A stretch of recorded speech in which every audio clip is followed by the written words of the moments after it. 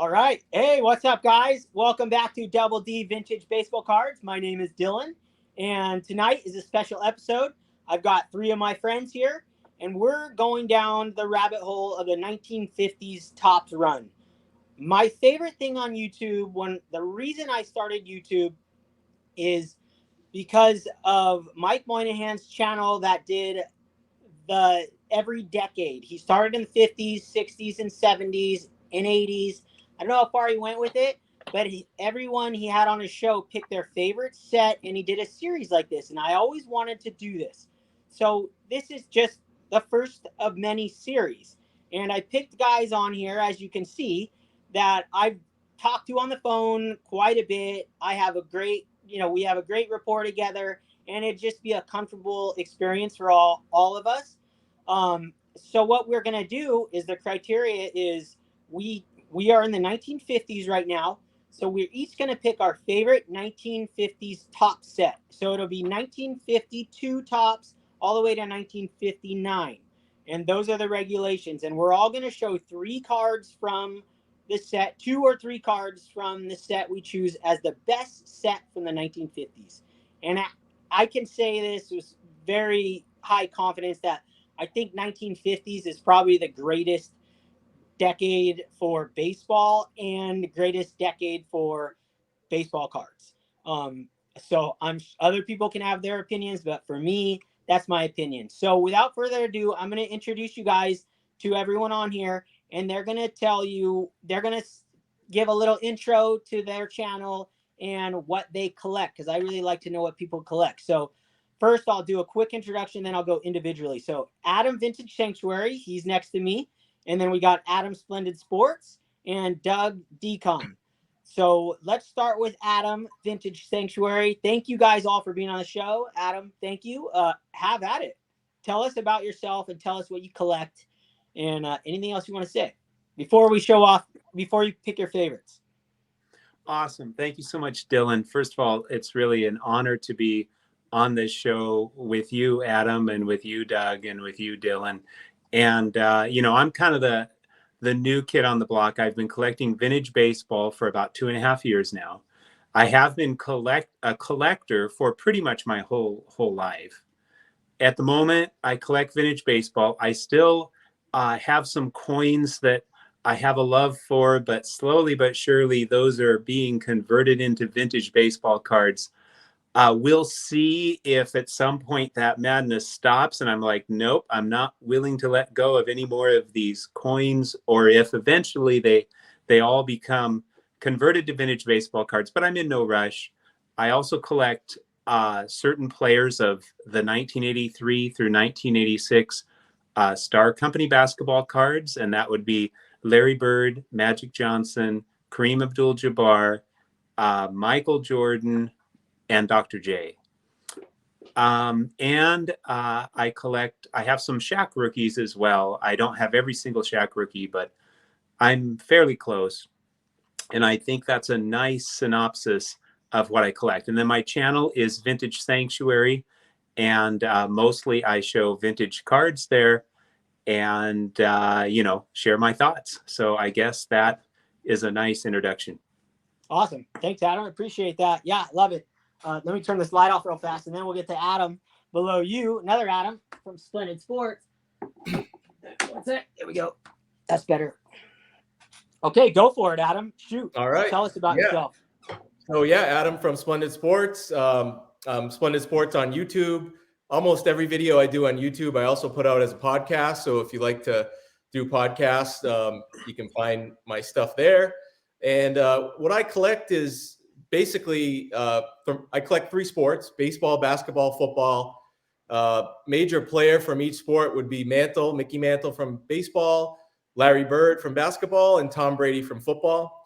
But I always say I collect a lot of different things. I like collecting cards from when I was a kid, during the 80s and 90s. But vintage cards are my favorite. Vintage cards are the best cards. So aside from Mickey Mantle, I try to collect, vintage basketball, little vintage football, but mostly vintage is baseball. And right now I'm trying to get one or two, maybe three of what I consider my favorite cards of some of my favorite vintage baseball players. So that's, if you check out my channel, I talk a lot about that, and that will be a big focus for me next year as I try to hunt down those favorites. But yeah, other than that, I am just happy to be here. I was a big fan of Mike. It was Mike, Don Field of Dreams, and George Diamond Yard Sports Cards. Those were the Yes. I love those episodes. So this is really cool to kind of take another step in that direction with these type of episodes. So I'm happy to be here. Thanks for inviting me. Yeah, so glad you're here. Super stoked. So thank you. Doug, why don't you tell us a little about yourself? Yeah, thanks. Yeah, so I started, I think three out of four of us started in 1987. Really intensely collecting cards for just a window of a couple years, but I feel like I did like several years of collecting compressed into a couple years as a kid, because I was a little bit obsessed. And I was a big trader, so I would trade with older kids who had lost interest with cards, and I ended up getting a fair amount of vintage. Nothing in really great. Actually, there are a couple of cards from my childhood that might even be grade worthy. A couple of really cool cards, actually. So I had a long hiatus after those couple of years where I always appreciated baseball cards. And every once in a while, I would pick up a pack. Or like, I'd buy the whole 1989 Upper Deck set in like 1997 just because, I had to have it. So that led me to about 2018, where Ohtani drew me back into like, oh man, I got to get a card of this guy. And then that just opened up the floodgates. I started getting former Negro League players that played in the MLBs. That was like my initial vintage run.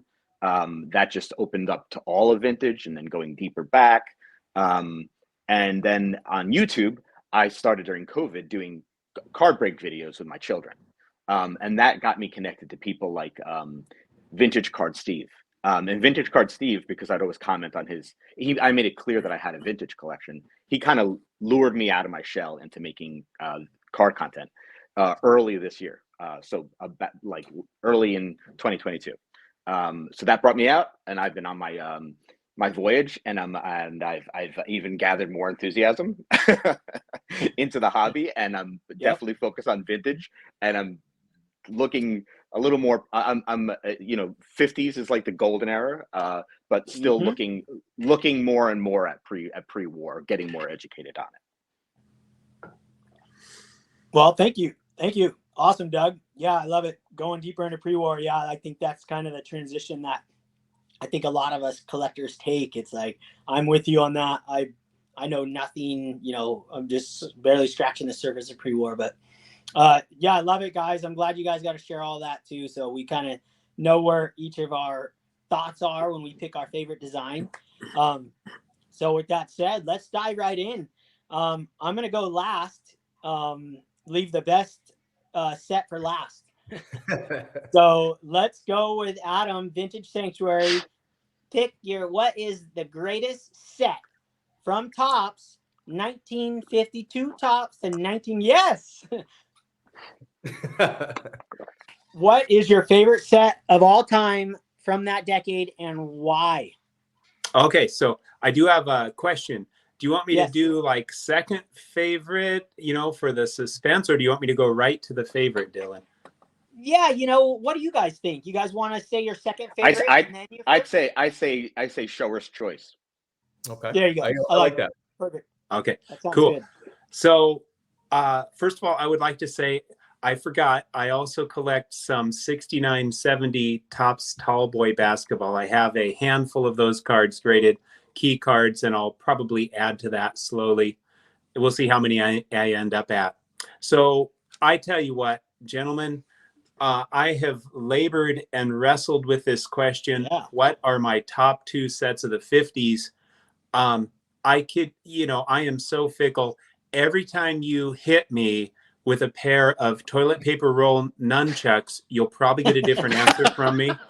So, awesome and I'm influenced today, well, also I get excited about sets, you know.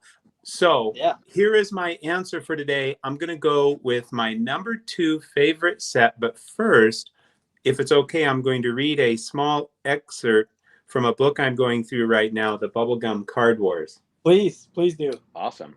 So I did not realize this, but when Topps entered the scene to take on Bowman, you know, the top dog that had a lot of exclusive contracts or contracts with players, they did so in 1951, and their set ended up being a flop. They did not have a lot of player contracts.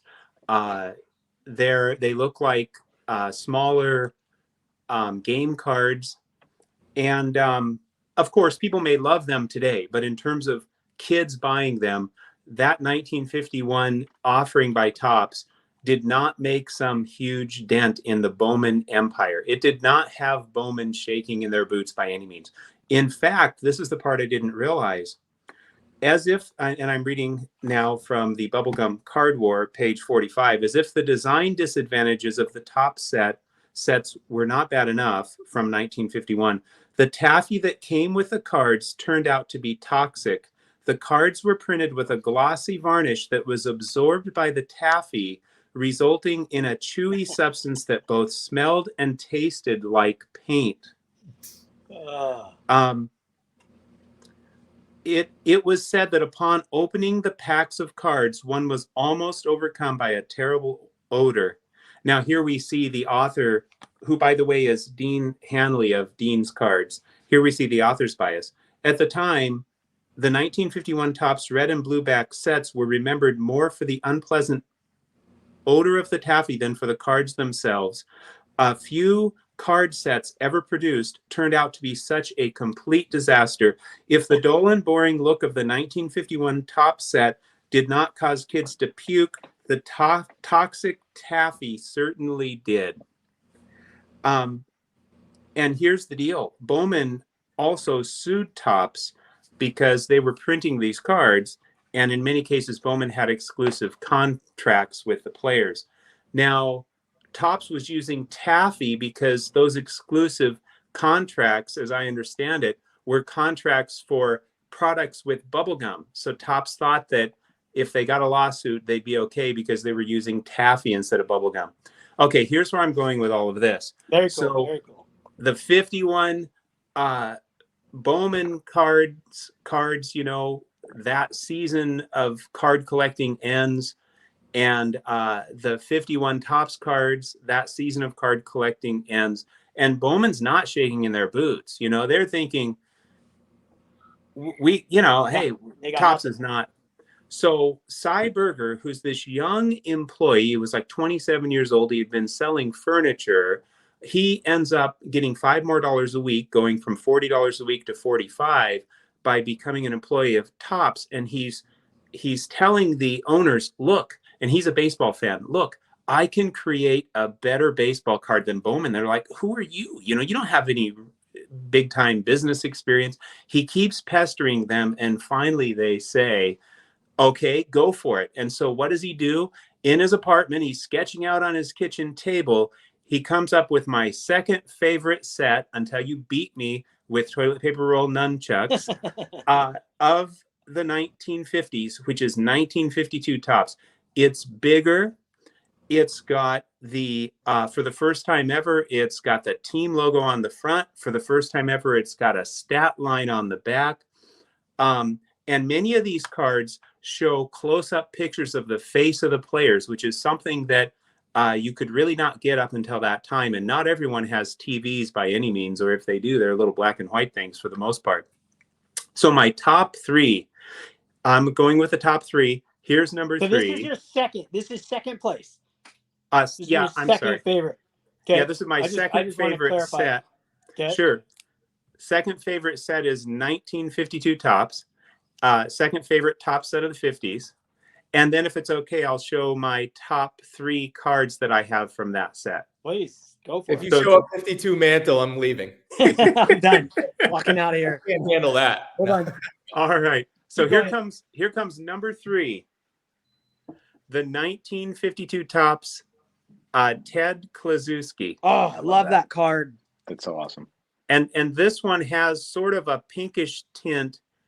It is just absolutely glorious. It is a 3 that transcends its grade. It is just absolutely stunning.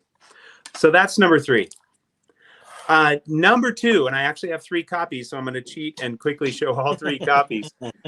Number 2, if you can't have the mantle, let's go for the Yogi Berra. Here, let me see if I can. Let me see. Can I put you on full screen? Let's see if I know how to do that. I mean, this is good practice for me. Sure.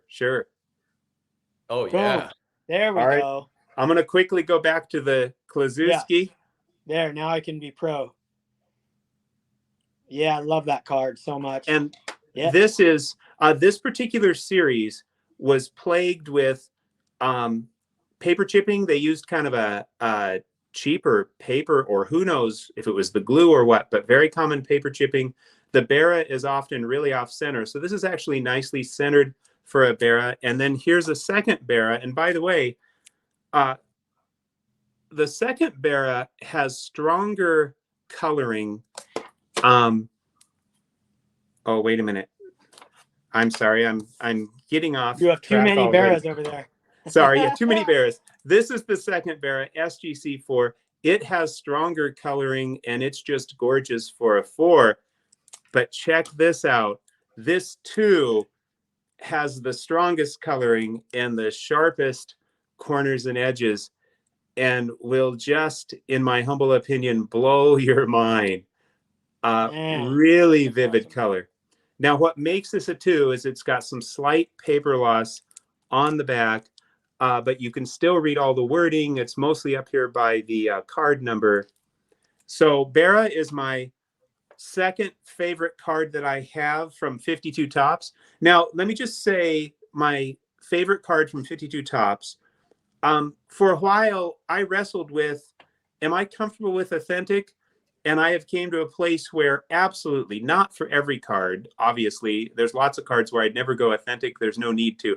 But it is my 1952 Topps Willie Mays in an authentic. Wow. Yeah, That's that looks amazing. And this card, basically, when I was at the National, I was looking at ones. The ones, PSA 1, SGC 1, they were going for more money, sometimes quite a bit more money, and they were really beat up. And so this card is, other than off center, it's just gorgeous. It measures properly. I think maybe a light trim on the top, but I don't care. For the price I paid, I'm super stoked, and I achieved my big objective, which is it's just an absolutely beautiful, snow-free, crease-free, fresh, vibrant colored image, and the back is really nice as well. So there you have it. Very nice. Yeah, I thought that was going to be your number 1 set. I pegged you for 1952 all the way. Let me see. Just beat me with those toilet paper roll nunchucks, and it will be my number 1 a couple set. times. Figure out how to do that on this show. All right, good choice. Number 2, man, that's insane. Okay, well, you want to share your number 1? Do you want to have everyone do number 2, or do you want me to do the number 1 now? I mean, it's your show. Yep. Go with number 1. Just show us number 1, because I didn't Okay. even really pick a number 2. I just picked a number 1. Yeah, Okay. I just panicked and got number 2. All right, I'll go for number 1. I don't know if I was on screen, but I was like, as soon as you were full. So here's the setup for my number 1 set. So after the 52 season, Bowman knew, Topps is serious. And then there was a lawsuit that went in Topps' favor, and yada, yada, yada. And so Bowman was now in trouble. And so they came out with their epic 1953 Bowman color. But here's the thing. It was so expensive at that time to do color photography well that I think they made a 160 card set. I think maybe it was 180. They had to do the last 60 cards in black and white because they were running out of money. So, it really hurt them financially. And then Topps went kind of the route of Bowman from the past, 53 tops were bigger cards, but they used black and white photos, and then they had, them turned into paintings of sorts. And not only that, but if you got the tops card as a kid, you were getting 6 cards for a nickel plus the stick of gum, not 5 cards for a nickel. So, and Tops ended up spending a lot less money producing 53 tops. And so in 53, Tops made a lot more sales. Bowman, their sales were going down, plus their production costs were through the roof. Basically, they were in big trouble after the 53 season. And so my second favorite set of the 50s is 1953 Tops. And I'm going to show my top 3 cards. This is your first favorite, right? My This first is your favorite. number one. Thank All right, you, Adam. Thank you for that important correction. Yes. I'm writing this down. I need to make sure I get these right. My favorite set from the Tops of the 1950s, 1953 Tops. This is the third favorite card I have from this set. And it was one of my early purchases that I just really wanted to have. Oh, yeah. And that's the 53 Tops Yogi Berra. I think it's just a glorious card. This particular example, super sharp. It's off center, but you hardly notice with those light borders. Just absolutely glorious, in my opinion. So that's my number 3. And now for number 2. My number 2 is, I don't have the 52 Tops mantle, unfortunately, but I did pick this up this year. Wow. And this is an absolutely glorious 1.5. It's got some scrunching on this side, but it stays in the border.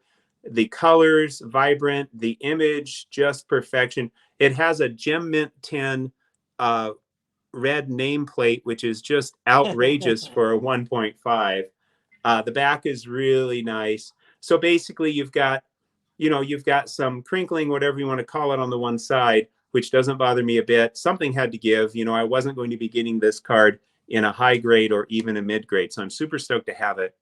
And then my favorite card from my favorite top set of the 50s is a high number, 1953 Tops high number. And it's not one of the double printed cards, because when they would end up with more room on a sheet of 36 cards, they would print a card they had printed previously rather than waste the space. So this card has a couple big things going for it. Well, more than a couple. It's a high number from 53 Tops, and it was not double printed. It is thought to be, the toughest 1953 Tops card, although demand, I'm sure, is part of what makes it the toughest. The 53 Tops Willie Mays. Oh, yeah. In a glorious 3. That's awesome. And I mean, this card to me is just out of this world. I think it's just, the definition of vintage art. He's making his, his basket catch there, which he was known for, and the back is really, really nice too. So this is a card that I think eye appeal wise is just really, really nice for the grade. And of course, that's what pretty much all of us go for, obviously. I love that card. That's like one of my favorite all-time cards of the 50s. That's so awesome. Yeah, Thank you, my friend. I'll choose that mantle. Would be that's one of the greatest cards ever made for sure. And that maze. Well, it's funny because you can't get pissed at somebody for picking 53 Tops. Where if it was like the 70s or something, you might be able to get pissed at your buddy, like, dude, what are you thinking? But no, you can't get pissed at anything. Wrong. Yeah, in the 50s, So, yeah. Well, Adam took up all the podcasts, so now we all are cut to 5 less minutes. We're gonna have to make a part 2. We're gonna split it up into 2 videos. I love it. We got some knowledge. We got some facts on this. That was awesome. Professional. Yeah, that was awesome. It was awesome insights. That was good. Adam, you got some awesome cards for someone who hasn't been doing it that long. Nice, man. That's great. Thank you so much. Yeah, you went he's straight for the heat. He's a knowledge dropper. He's the professor. That was awesome. That is a great book. That is an awesome book, that Bubblegum Card War. Yeah, it is. It is. Okay, Adam, Splendid Sports, your turn. Tell us what way you're gonna go with this. You going second place? Or you just going straight for the winner? I'll do second place. Okay. So, but the funny thing is when you kind of sent out the text saying like, all right, here's what we're gonna talk about. Here's the criteria.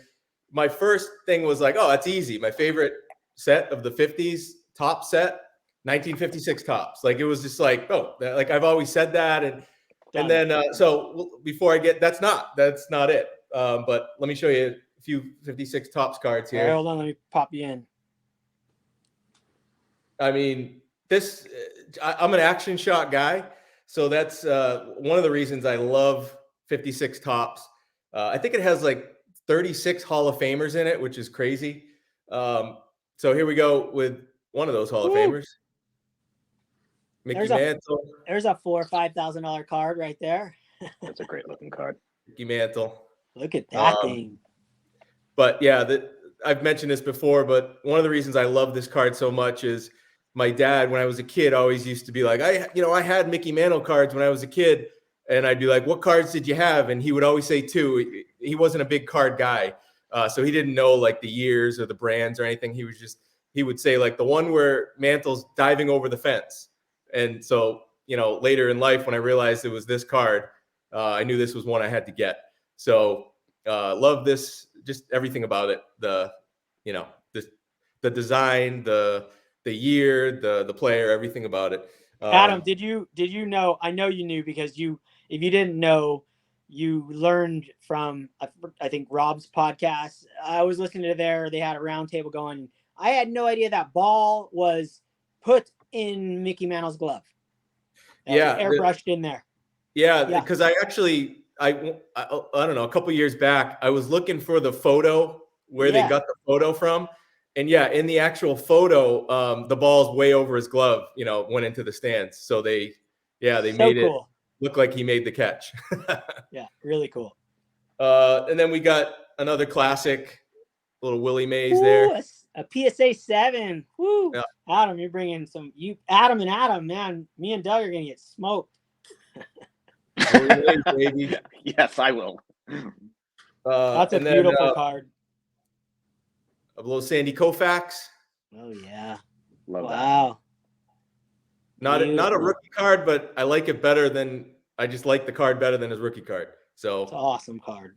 And then same idea, not a rookie card, second year card, but I like this card better than his rookie card, Roberto Clemente. I agree with you. That's my favorite Clemente. Everything about this card is just fantastic. This was a pretty recent pickup. Probably the best of all these cards I have from 56. This is the lowest grade that I just showed, and this is probably the best eye appeal, best centering. Looks really everything. Nice. Yep. SGC 5. So my first thought was, all right, it's 56 tops, right? Like I was like, this is easy. But then I was like, well, what does it mean to be, to call it your favorite set? Like, what is my criteria? So I actually wrote down, I was like, all right, well, why do you think that is your favorite set? And then I broke it down. And after doing that, I realized that it's another set. Basically, what the criteria I use, and this is going to be different for everybody, but for me, to consider it a favorite set, I wrote down a few things. Number one, is Mickey Mantle in the set for me? All right. As a Mickey Mantle collector, this is not going to be for everyone, but if Mantle's not in the set and he's not in all the top set from the 50s, that can't be my favorite set. So that number one has to be part of the equation.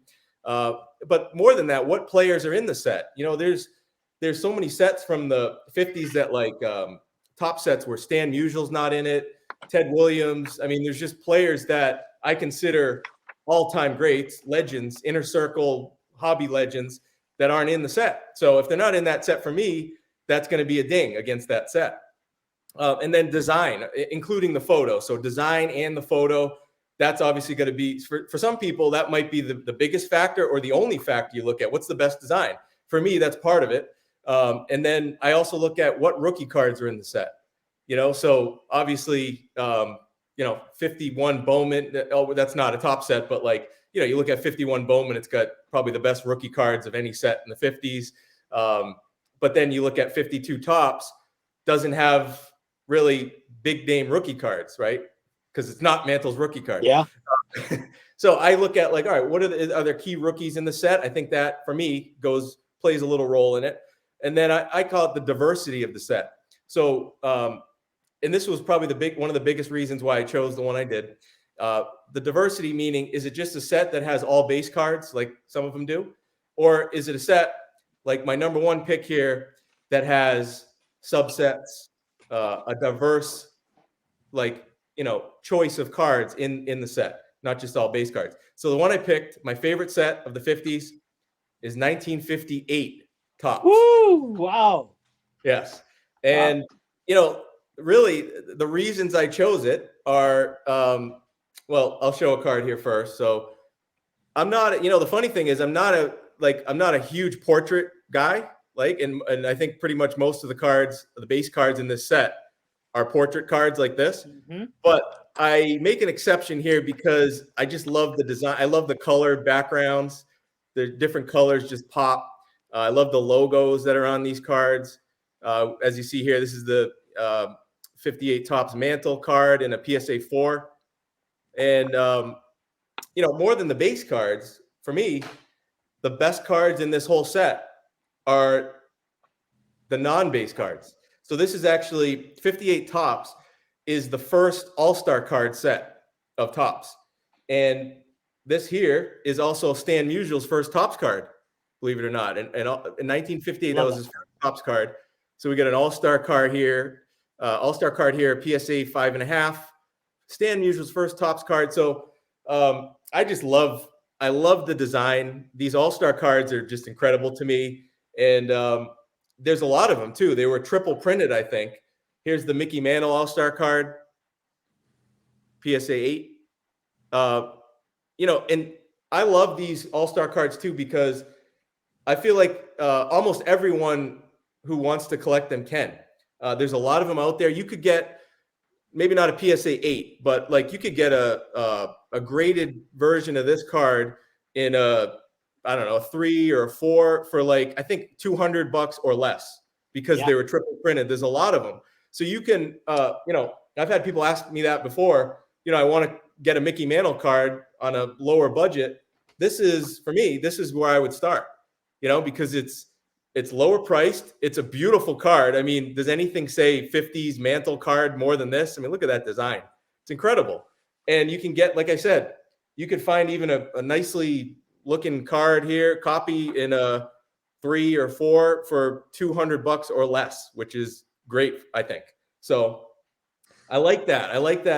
This is a set where it's not like a closed set where it's like, if you don't have a huge budget, you can't really get, a Mantle card or whatever. In this set, there's options for everybody. Everyone can kind of participate in it. And then one of the best cards, in my opinion, ever. I think the only card that they were just the two of them were on. This is the series batting foes, Mickey Mantle combo card. Combo card. Awesome.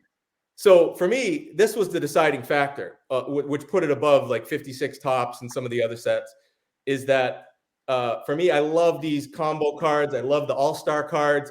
They're my favorite, and I think they're the best looking cards. I know the importance of the base cards, and I have them, but I just think from if you're just all things being equal, if you're just looking at, like, for me, what card looks better, I'll take these all-star cards. I know they sell for less, and they're not as desired, but for me, I just like them. I like the way they look better than like the base cards. So a lot of these sets, they don't have them. I think 58, like I said, was the first all-star subset. So also, I don't have it, but I just got it, actually. I bought a Roger Maris. I talk about rookie cards. It's awesome. Not like the biggest rookie card I love that.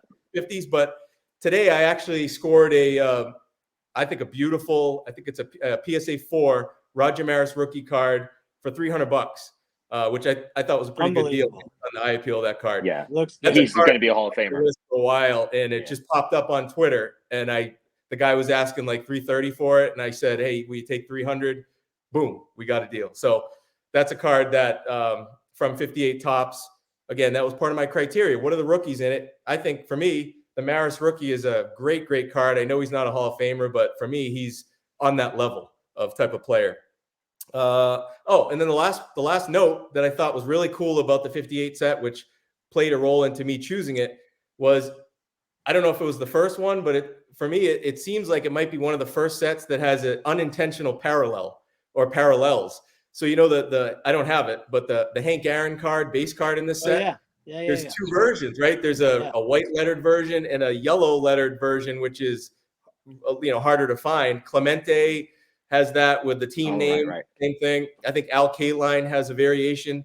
So this was like a set way ahead of its time. They were doing parallels way before the parallels.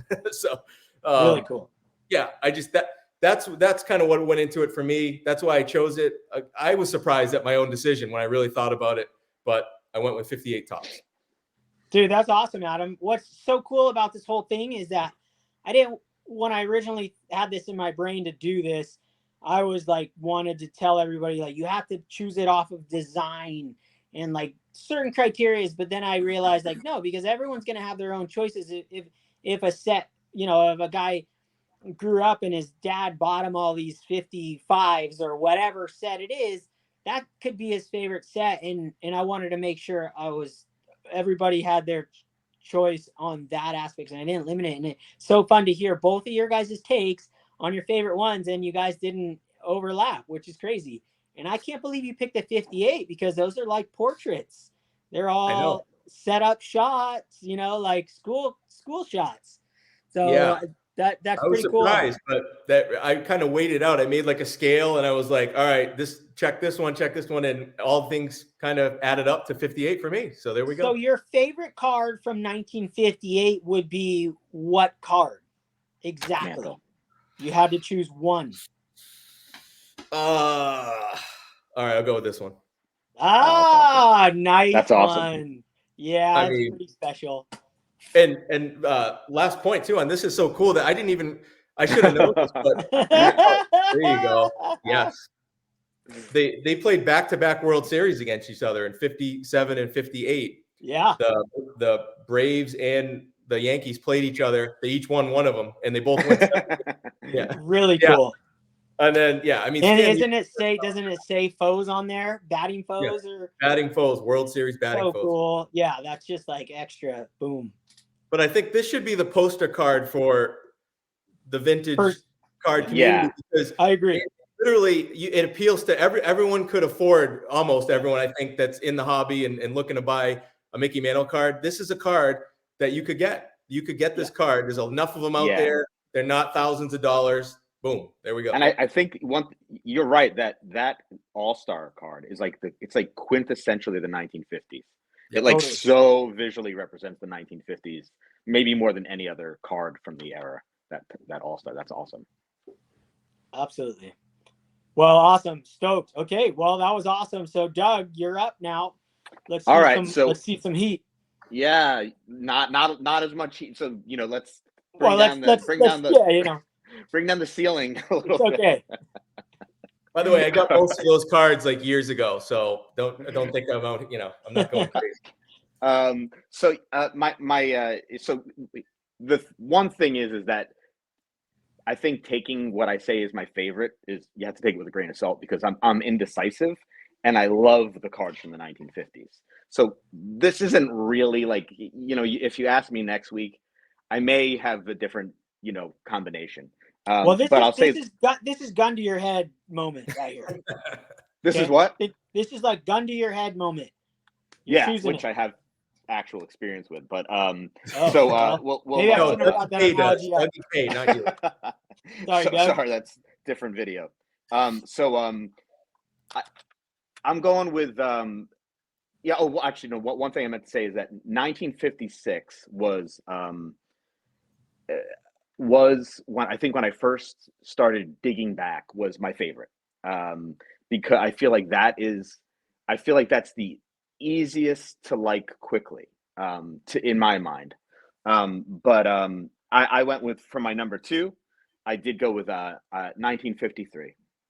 So we have another 1953, and you're going to see some. Love that Warren. Sweet. Yeah. So no high grades here, but that looks like it looks amazing. Yeah, and actually one of the things I love about 1953 is I think low grades look really, really nice in 1953. Yep. Like this is a 2. And if I show it like this, I mean, it's amazing. You can see a little, wear on the corner, but it just looks so stunning. This is such a stunning set. I do think the 1952 tops to me is, if someone said to me, I'll give you any full set from the 50s, I would take the 1952 set. And I think it's the most, significant for the reason of being like Topps first, really big set. But this, I think, is just visually so appealing and so artistic. Amen. And yeah, I'll show. Yeah, this is he's just a favorite of mine, Luke Easter. This probably isn't one of the collector's top picks in general, but it's a stunning looking card. And I'll also show. This is one of the nicest looking cards of the 50s. Yep. It's up there. It's hard. It's hard. It's really hard to rank, but this card is so good looking. It's amazing. Yogi Berra, 1953. Yeah, Preach it, brother. yeah. It's really stunning. And who doesn't love Yogi, right?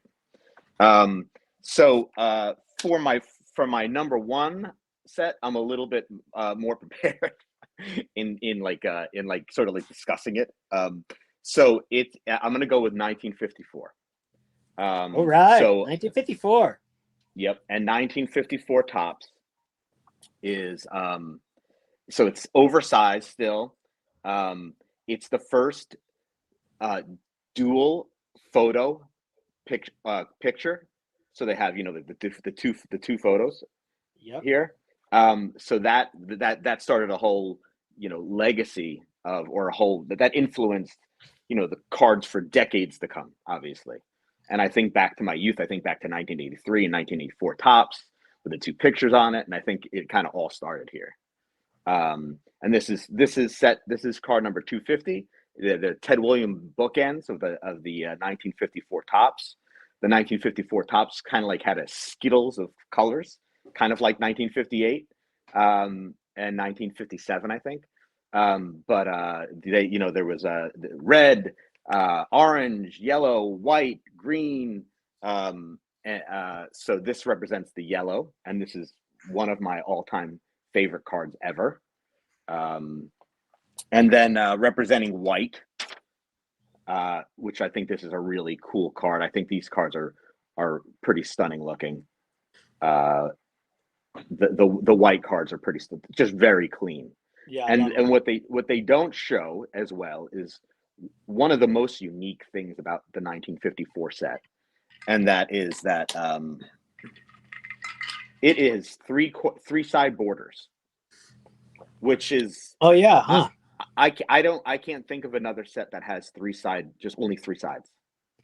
And I think it makes it a little jarring at first when you first see this card. I got my brother-in-law, he's a big Yankees fan, of Phil Rizzuto in 1954. And I was like, it's not supposed to have a border at the top. He's like, oh, okay. Miscut. Just so you know, I didn't get you a crap card. So it's a little jarring at first. It takes some getting used to, but I think once you get used to it, it's like a feature, not a bug in like tech parlance. So like it's I really have kind of fallen in love with this design. So yeah, I mean it has some omissions that Adam Splendid Sports probably wouldn't care for, like Mickey Mantle. Mickey Mantle, Pee Wee Reese, Roy Campanella, and I'm a big Campanella fan, so I'm not thrilled about that either. Yeah, this set, I think I think if you ask me next week, I would still pick this one as number one. But it's really hard to say for so many, based on the criteria. And Adam, if I was using your criteria, Adam, Splendid Sports, I probably would have picked a different set for sure. I would have. If I thought up my own criteria without thinking of the cards themselves, I would have picked a different set. This is just the set that kind of, I think, speaks to the most to me for some reason. But and I've said this before, I think the 1950s cards Topps, there is no bad set. It's like, and it is like the nicest decades of cards, in my opinion. And it's kind of like an embarrassment of riches. And that's kind of how I see that. What about the rookie card? I mean, it's got the Hank Aaron rookie card, Ernie Banks. I mean, yeah. Oh, yeah, yeah. So I didn't talk about all of the amazing rookie cards that I don't have. Yeah.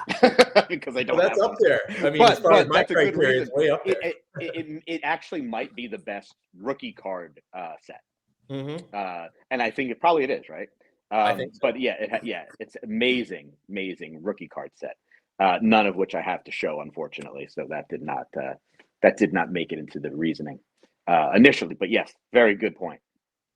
Yeah, Doug, the 54 set is like one of those that you just, it's so hard to wrap your head around how good that set is. It's beautiful set, and it's an oversized set. And I never thought about the 3 border thing, but that's one of those things. That set is really hard to get a card to look proper because those borders and the way it is, it's a really hard set to collect, in my opinion, because you have a lot of those, what do you call those sideways cards? I always call them sideways cards. Like diamond cuts. center. Oh, diamond cuts. Yeah. Yeah, tons of diamond cuts in that set. And the colors are stunning. That's one of my favorite sets ever to display on my wall. Yeah, behind me, I got the Hank Aaron right there. Banks. And then the Ernie Banks right there. And then I got your 53 Yogi right there, too.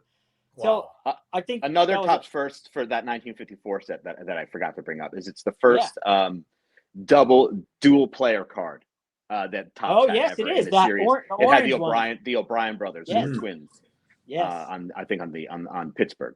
So that was the first. That was the first of that. I think Bowman had already gone with that idea, but the first time Topps did. For the record, Doug, I think you brought plenty of fire to this show with that Ted Williams number 250. Yeah. Yeah. Yep. Oh, I love that card. Yogi Berra is one of my favorite cards from that set. That green is stunning. That Monty Irving, I have 2 of those. I love that card so much. And so, I know you have more choice. fire that you're holding back too. So you did. Yeah, you tricked us. You showed us that Jackie Robinson earlier. Oh yeah, that's right. Yeah. Oh, there we go. Yeah, there it is. Jackie Robinson card. There we go. Yeah, you didn't show that, like, maybe the top 4 greatest cards from that set, guaranteed. Yeah, that card is awesome. That's true. That's true. Yeah, just graded. Some people mind maybe the best. What is your number 1 if you had to pick it? Number 1 card from the 54 Topps that you have? It's the 250 Ted Williams. That's one of my favorite cards of all time. So sick card, but I'd pick. If you said what would you rather have, the Hank Aaron or the Ted Williams, I'd say Hank Aaron, please.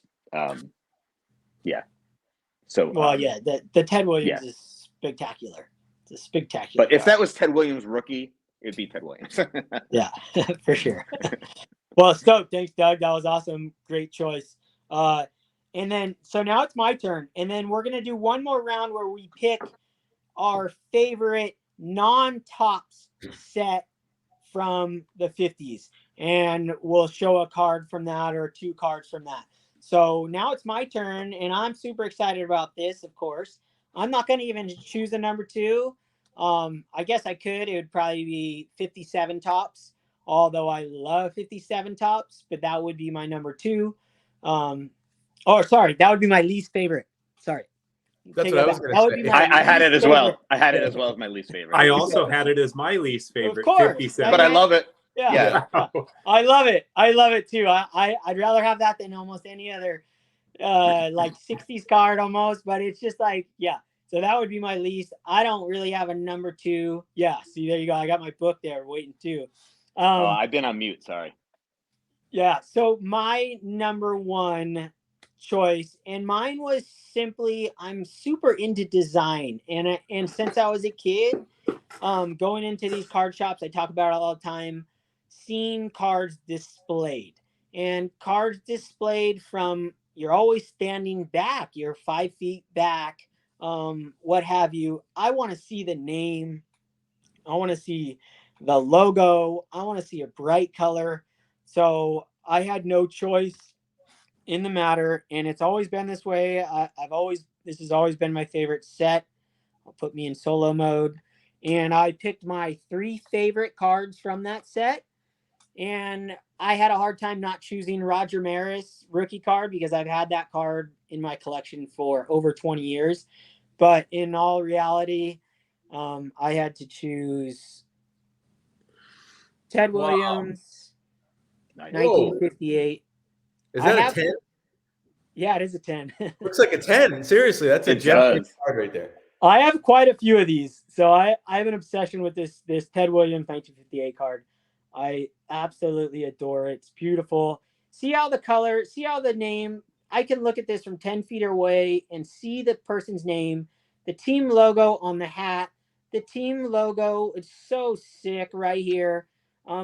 That's why I love 58. The design to me, and I love portrait cards. I wish they did more portrait cards in modern stuff. I like action shots as well, but portraits to me are for me because you can see them displayed so well. Did I say that was my number 1 card from that set? Yes. I think you Okay, did. well, it's tied with this one, and There's that no would be I love that. Oh, That- look at that. Yeah. the Hank Aaron 58. Wow. And I've had quite a few of these over the years. I had one that was spectacular about 15 years ago, but it came broken through eBay, so I had to return it. And I'm still trying to find one that looked as good as that one. I But love that card. I love the 1958 Hank Aaron card. I don't have the extra. I don't have the yellow one, the yellow name like you were talking Mhm. about, Adam. I will have to get that, but I just can't get enough of the 58 Aaron and Ted Williams. And then as you actually have 4 cards here, so I'm going to cheat too. Obviously, the All-Star cards to me, I feel the same way as you, Adam. These All-Star cards are spectacular.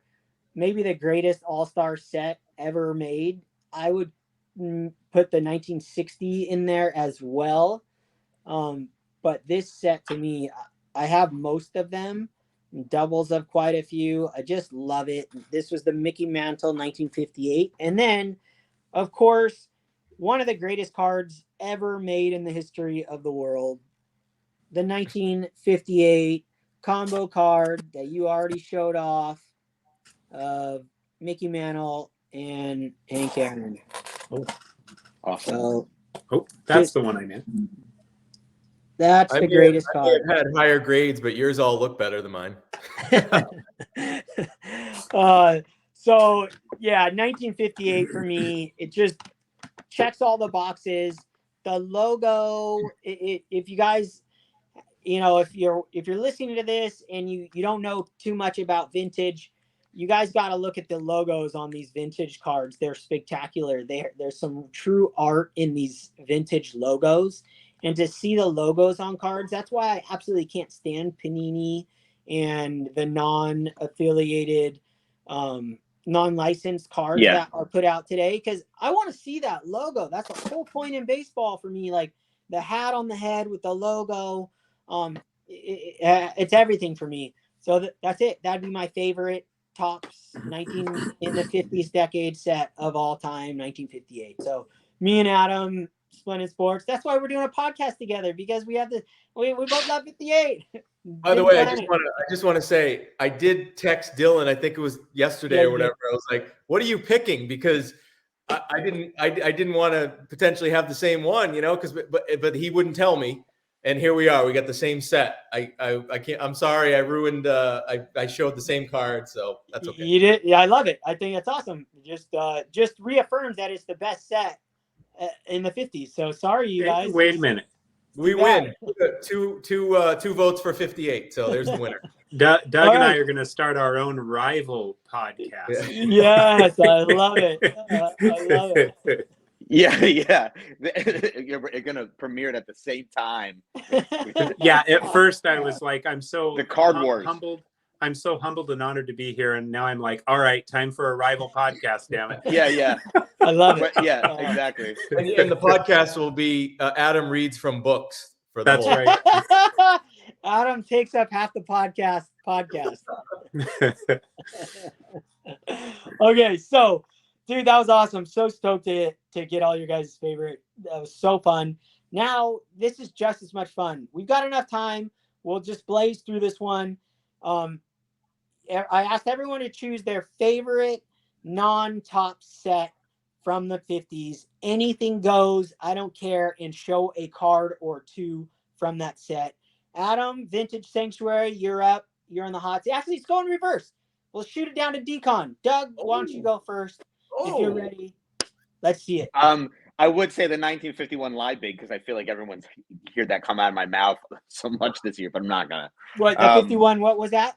Lie Big, the Ted Williams, the Italian. Oh card. yes, I'm joking, but just because I feel like I feel like I've said a lot about that. I feel like I know what sets you guys are gonna choose in this, but I really want to.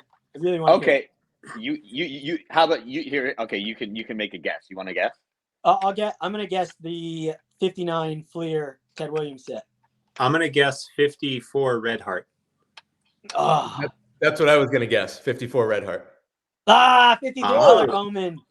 Oh, 53 Bowman. I do love the Red Heart, but I think that the Red Heart. I think this 53 Bowman set is just. It's gorgeous. Exceptional in its simplicity and photography, and the color imagery. I do think that this is a really special looking set, and this is one of my favorites here, Mini Minoso. I always pronounce his name wrong, so if you hear me say Minosa, just correct me in your head. And then another one of my collecting favorites here. We have Jethro. Sammy the Jet, Sam Jethro. And moving along those lines, I have a lot of former Negro Leaguers. This is the Luke Easter. I'll just go real quick. And then last but not least, the recently graded Grail card. The nicest 3 I've ever seen, but I'm so happy to have it. The Stan the Man, love this card of his. Such an epic card to me. And it's just a beautiful set. And I don't have the Pee Wee Reese, which is a lot of favorites and all-time favorites for people. That epic action shot of Pee Wee Reese. But there's so many. The Mantle, the Yogi Berra. There's so many, and I don't have them all. But there's so many beautiful cards in this Bowman set. That Bowman set could rival any of the top sets from the 50s, in my opinion. Except as a kid collector, the only reason I didn't appreciate that set is because there were no names and there were no logos. And the names really bothered me because when you're a kid, you don't know who these guys are. That's you really true. have to be in it a long time. Yeah. And Adam, you were right. It's a 160 card set. And everything above doable. 113 is a high number. And the high numbers aren't more scarce, but they were printed differently. And they're harder to get in centered well.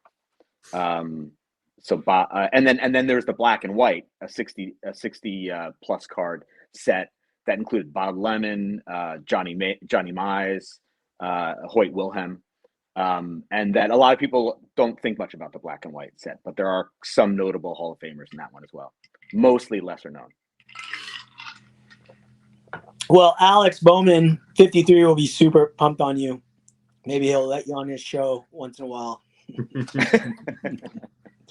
All right. To Alex's credit, he puts out a live stream and he lets anyone join. I absolutely love it. It's an awesome one. Yeah, he does a good job. He does a really good job. Well, that was a good choice. Can't argue with that one. Okay, Adam, Splendid Sports, you're up. All right. So my favorite. Hold on. Anybody want to guess? Man, I'm going to go with the 59 Fleer again because you love Ted Williams too. I don't. Go ahead. I don't know. Yeah, I don't know the other Adam well enough. I'm sad to say, but I hope to remedy that over time. So I don't have a good guess. Well, maybe a food and beverage card.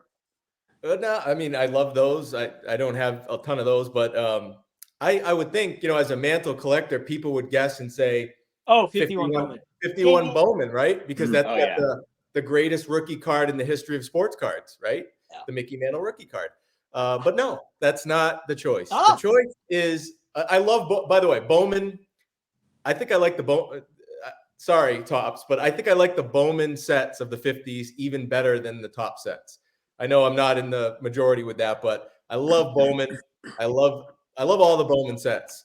And by the way, all these sets from the 50s, Tops, Bowman, all of them, these are the backbone of these are American history. These are the backbone of the hobby. If it weren't for these sets, there wouldn't be all these modern cards and stuff. This is what basically still carries the hobby, in my opinion. These cards, these sets from the 50s. But anyway, I picked another Bowman set, and it's a polarizing set, and that makes me love it even more because it's been said it's a love-hate set.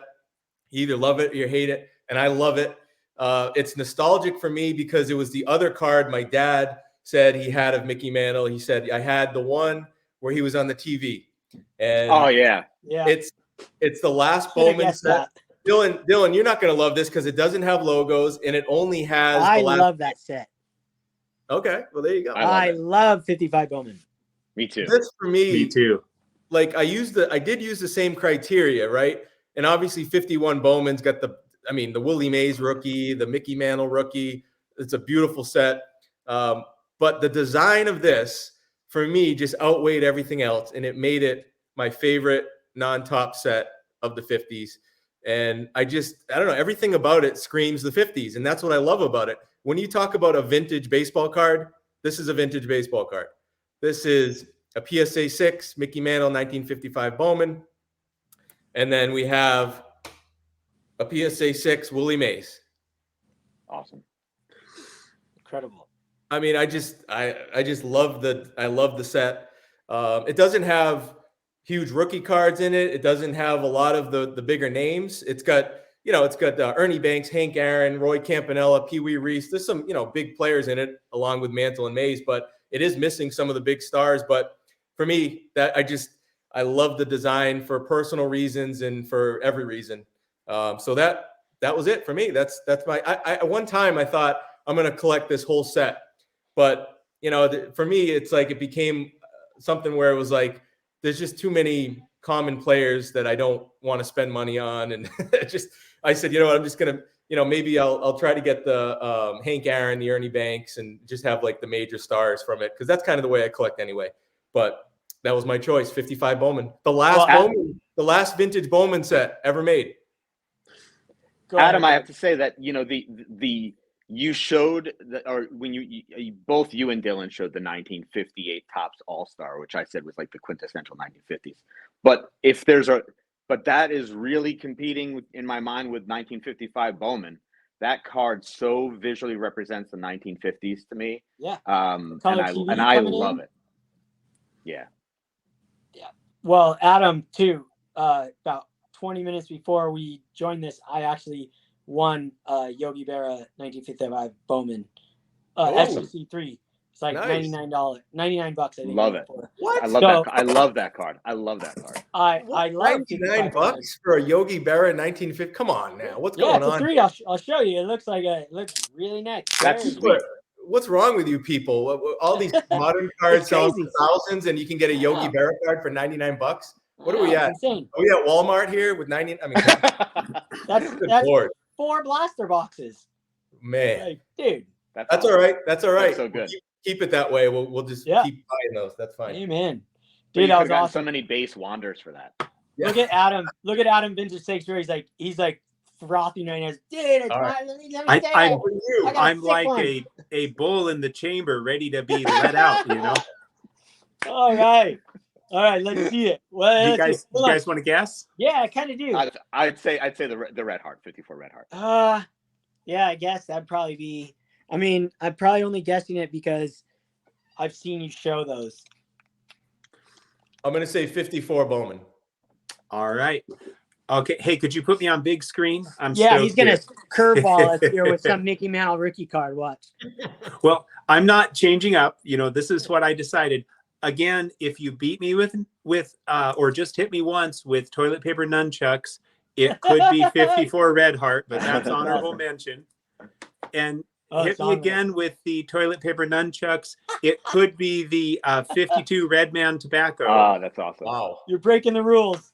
I know Yogi I'm breaking the Berra's rules. star. You hit me again with those toilet paper nunchucks. I just have to show you this card. I love it. This thing Hey, is there it is. that Oh, is yeah. insane for a 4.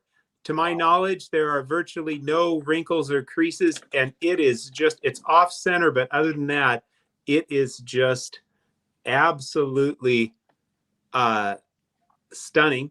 And Well, that's a set that, we're gonna have a card battle, my 3 versus your 4 so episode. yes, we will. Yeah. So that's a set that I really love, but I ultimately went with 1952 Bowman. Oh. And I only have 3 cards from the set. Let me tell you why I went with it. The stunning vintage art.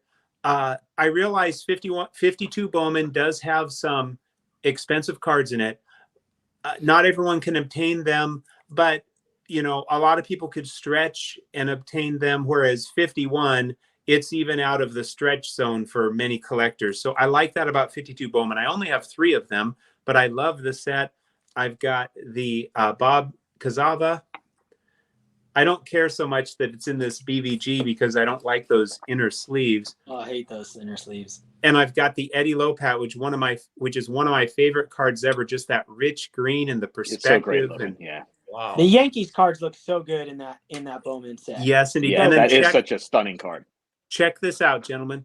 I got this in the mail yesterday. It's a good 2 because it's just too good. It is way too good. I mean, this card is just absolutely gorgeous for a good 2. Come on. That's a 2? It's a 2. I'm looking over it. I'll tell you why I think it's a 2. Down there, kind of near his belly button, it's like there's just this slight depression in the card. That's the best I can come up with. But it is just gorgeous. So there it is, 52 Bowman, and I showed all the 52 Bowmans I have, and one I just got yesterday. But, Yogi Berra for the win right there. Yogi Berra got some serious airtime tonight. Yeah, he did. Wow. Yeah, he did. He deserves it, As though. he should. He should, because he is definitely overlooked in the hobby, in my opinion, based on how great of a career he had. Yeah, 14 World Series rings, I think. 10. How many? 10. He's the ring king. Didn't he have 4 with managing too or something? Oh, that's a good point. Okay. Sorry, my bad. I was just thinking playing days. It was crazy. Let me say one other quick thing about this. Registration is often off. There's often snowing and the like. This is just an absolutely stunning image. And so when it came up as a buy it now, it was priced about $10 over average comps for a 2, but it looked fantastic. I was like, I'm going to snap this thing up quickly. Comps don't mean anything in vintage. They don't. Comps in vintage are like, if you're a real true vintage collector and you're looking at actual eye appeal, comps are a starting place for you to just it's a starting point. Comps. It is a starting point. When I list cards at comps, if you see a thing on my eBay and it's at comps, that means I want to jettison that card and get it out of here, and that means it's the ugliest card in the. To me, at comps is like that's just that's the off-centered card. Anything when things sell for higher, comps are so different than modern. That's a whole nother podcast that we can get into, but really fun one. Yeah, that's awesome. Great. 52 Bowman. Can't argue with that one. No way. No. So, okay, well, I'm going to throw in some super fire here. This one, lots of people can argue with me. Do you want us to guess first? Do you want us to please. guess? Yes.